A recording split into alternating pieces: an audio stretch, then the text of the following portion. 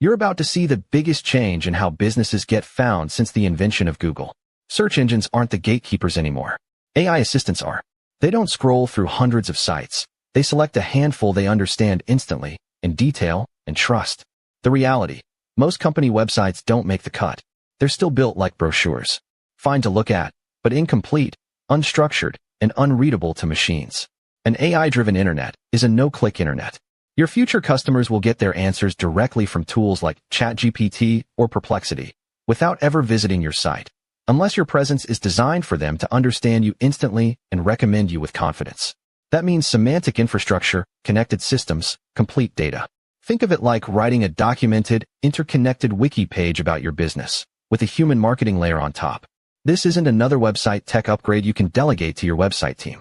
It's a market shift happening at high speed, cutting you off from prospects unless you adapt, now.